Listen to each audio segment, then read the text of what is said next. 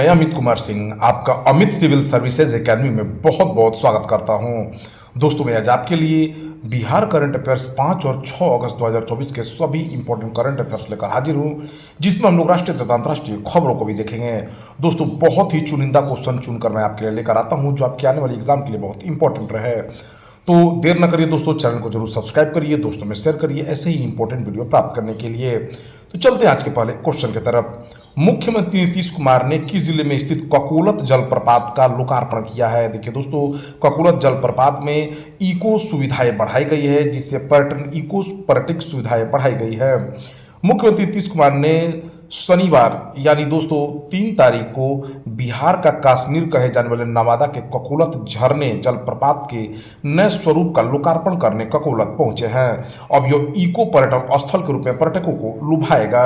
मुख्यमंत्री ने वन विश्राम गृह और अरण्य धारा का भी फीता काटकर उद्घाटन किया है। मुख्यमंत्री को पर्यावरण, वन एवं जलवायु परिवर्तन मंत्री डॉक्टर प्रेम कुमार ने प्रतीक चिन्ह एवं पुष्प गुच्छ भेंट कर स्वागत किया। मुख्यमंत्री ने ककोलत जलप्रपात परिसर में वृक्षारोपण भी किया। ककोलत जलप्रपात में प्रतिवर्ष लाखों की संख्या में लोग यहाँ घूमने आते हैं। यहाँ दोस्तों पहाड़ों के बीच से झरना है और एक मनोरम दृश्य है, जिससे पर्यटक यहाँ पर आने के लिए आकर्षित होते हैं। इसीलिए सरकार ने यहाँ पर्यटक सुविधाओं को बढ़ाया है। लगभग 1.5 सालों से ये जलप्रपात बंद था, लेकिन यहाँ पर सुविधाएं बढ़ाने के बाद सरकार ने इसको फिर से खोल दिया है। मुख्यमंत्री नीतीश कुमार ने नवादा के वारसलीगंज में अडानी ग्रुप की सीमेंट कंपनी का भी उद्घाटन किया है। साथ साथ दोस्तों नवादा में उन्होंने अडानी ग्रुप की 1400 करोड़ रुपए की निवेश वाली जो है सीमेंट कंपनी का भी उद्घाटन नवादा के वारसलीगंज में किया है। बिहार में अब तक किसी सीमेंट कंपनी द्वारा किया गया सबसे बड़ा निवेश है यह। दिल्ली में आयोजित युग युगीन भारत म्यूजियम कार्यक्रम में बिहार के किस म्यूजियम को सर्वश्रेष्ठ म्यूजियम का पुरस्कार मिला है? देखिए दोस्तों, बिहार म्यूजियम को पूर्वी क्षेत्र में सर्वश्रेष्ठ पुरस्कार मिला है। दरअसल भारत सरकार के संस्कृति मंत्रालय ने नई दिल्ली के भारत मंडपम में युग युगीन भारत म्यूजियम कॉन्क्लेव पर 3 दिवसीय राज्य संग्रहालय सम्मेलन का आयोजन किया था। इस सम्मेलन का उद्घाटन भारत सरकार के संस्कृति और पर्यटन मंत्री गजेंद्र सिंह शेखावत ने किया था। यह पहली बार है जब मंत्रालय की ओर से इस प्रकार के कार्यक्रम का आयोजन किया गया। बिहार से 3 museum, Bihar museum, Patna museum और बोधगया म्यूजियम की प्रस्तुति के लिए चयन हुआ था। बिहार म्यूजियम के निदेशक राहुल कुमार ने प्रस्तुति दी थी, जिसमें बिहार म्यूजियम को पूर्वी क्षेत्र में सर्वश्रेष्ठ पुरस्कार मिला। ओडिशा, पश्चिम बंगाल, छत्तीसगढ़, झारखंड और बिहार सहित अन्य पूर्वी राज्य इस श्रेणी में थे।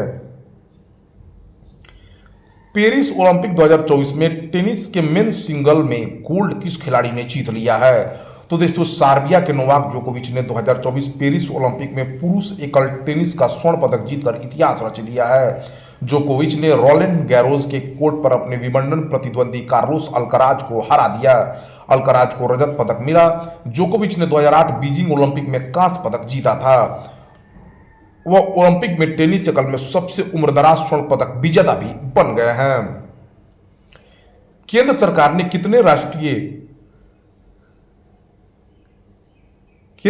कितने राष्ट्रीय हाई स्पीड रोड कॉरिडोर परियोजनाओं को मंजूरी दी है? दोस्तों तो 8 रोड कॉरिडोर परियोजनाओं को नरेंद्र मोदी सरकार ने हाल ही में 936 किलोमीटर की लागत वाली 8 महत्वपूर्ण राष्ट्रीय हाई स्पीड रोड कॉरिडोर परियोजनाओं को मंजूरी दे दी है।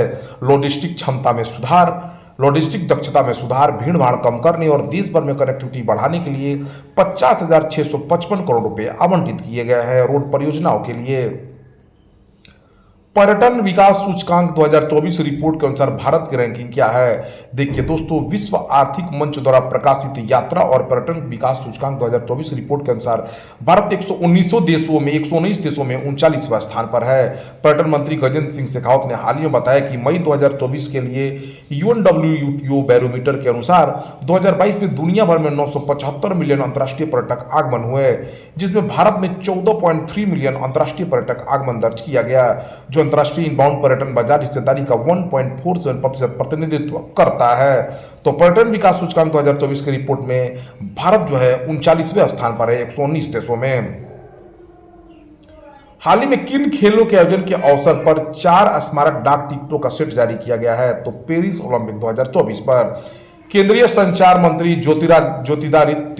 ज्योतिरादित्य सिंधिया और युवा कार्यक्रम और खेल मंत्री डॉक्टर मनसुख मंडाविया ने पेरिस में चल रहे 33वें ओलंपिक खेलों का जश्न मनाने के लिए 4 स्मारक डाक टिकटों का एक सेट जारी किया है। यह कार्यक्रम नई दिल्ली में आयोजित किया गया। इस कार्यक्रम में 10 मीटर एयर पिस्टल मिश्रित टीम पदक विजेता सरबजोत सिंह, स्टीपलेज एथलीट सुधा सिंह और पूर्व क्रिकेटर आकाश चोपड़ा भी शामिल हुए। हाल ही में यामिनी कृष्णमूर्ति का निधन हो गया। उन्होंने किस क्षेत्र में प्रसिद्धि हासिल की है, तो शास्त्रीय नृत्य में। भरतनाट्यम और कुचिपुड़ी की दिग्गज नृत्यांगना यामिनी कृष्णमूर्ति का निधन हो गया।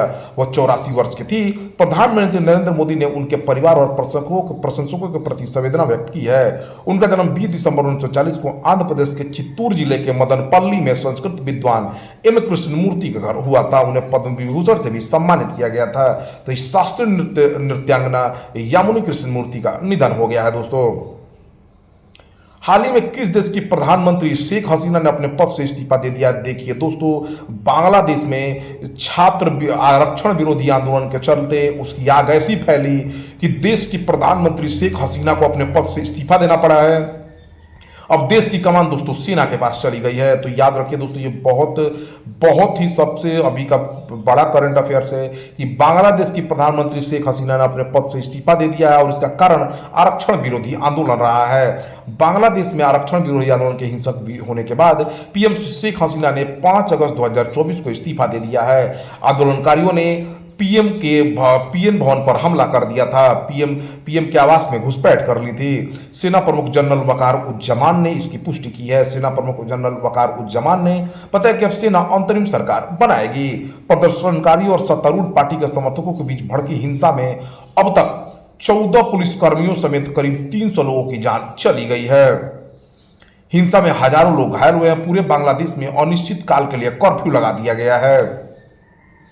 सबसे अधिक लोगों के डमरू बजाने के लिए गिनीज बुक में भारत के किस शहर का नाम दर्ज हुआ है? देखिए दोस्तों, सावन के तीसरे सोमवार 5 अगस्त 2024 को उज्जैन महाकाल की महानगरी उज्जैन में वर्ल्ड रिकॉर्ड बनाया गया। महाकाल लोक के पास शक्ति पथ पर 1500 लोगों ने एक साथ 10 मिनट तक डमरू बजाया। इसके साथ ही उज्जैन का नाम सबसे अधिक लोगों के डमरू बजाने पर Guinness book of world record में दर्ज हो गया। किस देश के पूर्व बल्लेबाज ग्राहम थोर्प का आज यानी 5 अगस्त 2024 को निधन हो गया? यानी इंग्लैंड के दोस्तों रहने वाले थे ये। इंग्लैंड के पूर्व बल्लेबाज ग्राहम थोर्प का 5 अगस्त को निधन हो गया। वो 55 साल के थे। England and Wales cricket board ने यह जानकारी दी है। साल 2022 में थोर्प को अफगानिस्तान टीम का हेड कोच बनाया गया था। ग्राहम थोर्प ने अपने करियर में 100 टेस्ट और 82 वनडे मैच खेले। ग्राहम थोर्प ने 100 टेस्ट मैचों में 44.66 की औसत से 6,744 टेस्ट रन बनाए, जिसमें 16 शतक और 39 अर्धशतक शामिल रहे। केंद्रीय गृह मंत्री अमित शाह ने नए आपराधिक कानूनों के कार्यान्वयन के लिए कितने नए ऐप लॉन्च किए हैं? तो दोस्तों 4। केंद्रीय गृह मंत्री और सहकारिता मंत्री अमित शाह ने देश में 3 नए आपराधिक कानूनों के सुचारू कार्यान्वयन को सुनिश्चित करने के लिए 4 ऐप ई साक्ष्य, न्याय सेतु, न्याय श्रुति और ई समन का शुभारंभ किया है। अमित शाह ने 4 अगस्त 2024 को केंद्र शासित चंडीगढ़ में आयोजित एक कार्यक्रम में इन चारों ऐपों का शुभारंभ किया है। इस अवसर पर पंजाब के राज्यपाल और केंद्र शासित प्रदेश चंडीगढ़ के प्रशासक गुलाब चंद कटारिया और केंद्रीय गृह सचिव अजय कुमार भल्ला भी शामिल रहे। इस साक्ष्य ऐप के माध्यम से सभी गवाही, वीडियोग्राफी और फोटोग्राफी इस साक्ष्य सर्वर पर सहेजी जाएगी और यह वास्तविक समय के आधार पर सभी अदालतों के लिए उपलब्ध होगा। ई समन ऐप से अदालतें पुलिस स्टेशनों और संबंधित व्यक्ति जिन्हें समन भेजा जाना है को इलेक्ट्रॉनिक रूप से समन भेजेगी। न्याय सेतु डैशबोर्ड पुलिस, चिकित्सा, फोरेंसिक, अभियोजन और जेल अधिकारियों को जोड़ेगा। यह पुलिस को वास्तविक समय के आधार पर जांच से संबंधित सभी जानकारी प्रदान करेगा। न्याय श्रुति ऐप अदालत को वीडियो कॉन्फ्रेंसिंग के माध्यम से गवाहों को सुनने में सक्षम बनाएगा। हाल ही में बनाए गए 3 कानून जो देश की आपराधिक न्याय कानून प्रणाली में आमूल चूल परिवर्तन करना चाहते हैं वो इस प्रकार हैं। भारतीय न्याय संहिता 2023 जो भारतीय दंड संहिता 1860 का स्थान लेगी। भारतीय नागरिक सुरक्षा संहिता 2023 जो दंड प्रक्रिया संहिता 1973 का स्थान लेगी।